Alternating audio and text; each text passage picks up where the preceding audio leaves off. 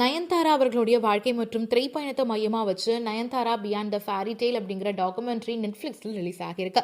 Tamil, English, Telugu, ஹிந்தின்னு 4 மொழிகளில் வெளியாகிருக்கு. ஒரு பக்கம் நானும் ரவுடி தான் படத்துல இருந்து எந்த ஒரு கிளிப்பிங்ஸையும் யூஸ் பண்ணக்கூடாது அப்படின்னு தனுஷ் 10 கோடி ரூபாய் நஷ்ட ஈடும் கேட்டிருக்காரு. இன்னொரு பக்கம் தன்னுடைய பாஸ்ட் ரிலேஷன்ஷிப்பை பத்தி இதுவரையும் வாயே திறக்காத நயன்தாரா அவர்கள் இந்த டாக்குமெண்ட்ரியில தான் எந்த அளவு கஷ்டப்பட்டிருக்கேன் அப்படிங்கறத ஷேர் பண்ணியிருக்காங்க. பாஸ்ட் லவ்வான சிம்பு பிரபுதேவா பத்தி நம்ம எல்லாருக்குமே தெரியும். அவங்களுடைய ரிலேஷன்ஷிப் எப்படி பிரேக் ஆனிச்சு அப்படிங்கறத அவங்களே ஷேரும் பண்ணியிருக்காங்க. என்னுடைய முதல் காதல் அப்படிங்கிறது நம்பிக்கையின் அடிப்படையில தான் பிறந்துச்சு.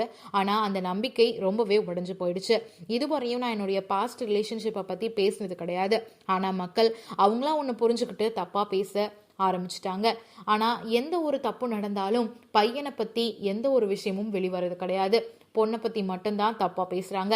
இப்ப கூட என்னை பத்தி ஏதாவது எழுதணும்னா பாஸ்ட் ரிலேஷன்ஷிப்லேருந்து தான் ஸ்டார்ட் பண்றாங்க. நான் ரொம்பவே நொந்து போயிட்டேன் அப்படின்னு தான் சொல்லணும். ஆனால் அது மட்டும் இல்லாம நான் சினிமாலேருந்து பிரேக் ஆக போறேன் அப்படிங்கிற விஷயத்த கேள்விப்பட்டு நிறைய பேர் ஏன் அப்படின்னு கேட்டாங்க. பட் அது எனக்கே தெரியல.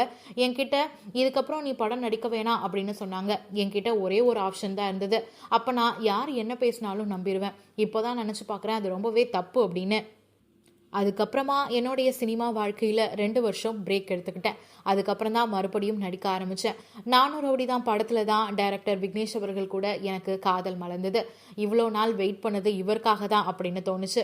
இப்போது என்னோட வாழ்க்கை ரொம்பவே ஃபுல்ஃபில்லாக இருக்குது அப்படிங்கிற மாதிரி நயன்தாரா தன்னுடைய வாழ்க்கையை பற்றி ரொம்ப அழகாகவே அவங்களுடைய டாக்குமெண்ட்ரியில் ஷேர் பண்ணியிருக்காங்க.